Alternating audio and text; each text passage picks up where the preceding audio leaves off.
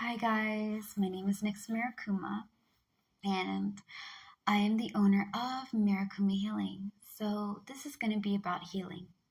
All right, these are your steps to heal. I am going to let you guys be warned before we get this party started. One, I do 6 steps. I'm not doing no 25, 30,000 steps. I do 6, okay? And 2, healing yourself is like constantly being updated for bigger and better updates. Mosquitoes here are really bad.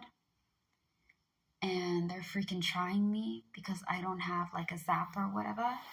So y'all gonna hear me slap my arm and my feet because I'm trying to get rid of these mosquitoes. Anywho, the first 3 steps are not fun, but they're necessary. And 2, you're going to be healing a lot because I want you guys to understand, okay? This is you. And this is all the things you don't like about yourself, right? And then we add on relationship issues, family trauma, people not liking you. Oh, well. Family trauma, work, life, and we put all this pressure out on ourselves. So you have to learn how to deal with working in a healthy way. You need to work on dealing and healing with your family trauma. Okay? You need to work on understanding what patterns did you do in your relationship, because patterns is a really important thing to do when you're healing. Stop hating yourself. You are enough. And now we have this, right? Because we had all that pressure on top of this, and it was heavy. So the thing is that the first step, forgive yourself. You got to forgive yourself for your accidents and make peace with the fact that you made a mistake. Stop hating yourself. 2, let go of the situation. Letting go of a situation does not mean that you forgive.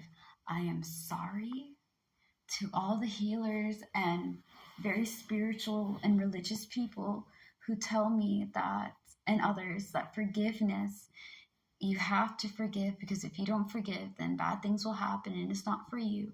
I mean, it's not for them, it's for you. And forgiveness is, we have to turn the other cheek and all. Listen, no. I'm not that healer, bro. I'm not that kind of healer. Now, I'm all about forgiving yourself. I may forgive some people, okay?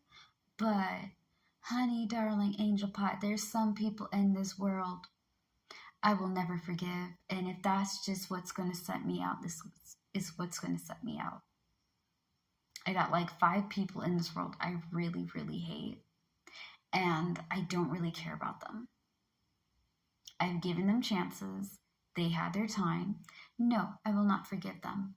But I'm not going to waste all my time hating them. I'm not going to waste all my time reliving the trauma and the abuse and the neglect and what. I'm not going to do that to myself. And neither should you. When you don't let go of the situation, you let the situation control you. Okay? So that means you have to work on healing from those past issues, which comes to number 3. Okay? Number 3 is triggers. What in the flippin' pancake are triggers? Triggers are things that make you go back to when you were abused, or when you had trauma, or when you were being neglected, or when you're being mistreated. Okay? So that means that for you guys who've been in abusive relationships, okay? I say this all the time, but I'm just going to I'm going to use a different person for this story. So let's call this person Becky, all right? Becky was in a narcissistic relationship for about 9 to 6 years. And the person that was abusing Becky was a pastor, right? So Becky had to take care of her younger sister, who at the time was just a child and a baby. She stayed in with this narcissistic abuse because it was Becky's stepdad. And Becky's stepdad decided to go over there and be very abusive and narcissistic to Becky until eventually Becky got out. But Becky couldn't take her younger sister with her because she didn't have legal rights over the sister. So that means that if she had stayed, she had been able to protect the sister from the abuse that she had to go through. That's why she stayed there so long. And Becky left, and she had to leave her sister behind. And it really messed up Becky, and Becky never forgave herself because she felt like she was a horrible older sister to leave her younger sister behind. And Becky wasn't healed for a very long time. Becky was angry, she lashed out, and because Becky was unhealed and had some trauma and triggers that she didn't deal with, when she saw a green van, or when she heard church music, or when she had loud knocking sounds or men-like voices, right?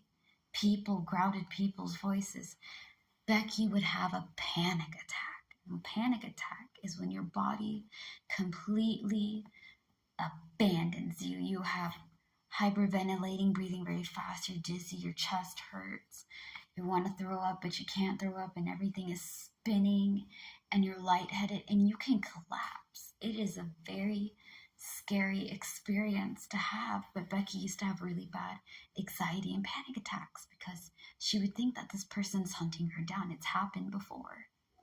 So when Becky learned how to heal herself, she learned that she had to work on some traumas, some triggers. And the thing about triggers is that there's some triggers you cannot get rid of.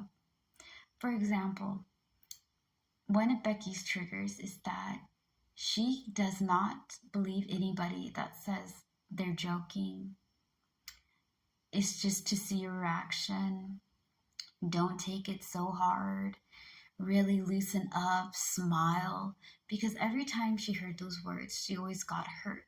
So there's some things that stick with you, and you have to understand that you have triggers, and you need to be able to handle them more better. Like, okay, I know that this situation triggers me, which means every time that Becky used to hear knocks, car vans, see somebody that remotely looks similar to the abuser, right? She would go back in time. It would be like she's there again. She's that young girl, that young little girl, that young lady who's going to be abused and hurt. And she just feels like she's immobilized. She can't move. She can't do anything. Her trauma responses are kicking in. So triggers are really important to work through. Like, understand why does this specific thing set you off. It is also known as PTSD, which is post-traumatic stress disorder. When you go through a very hard,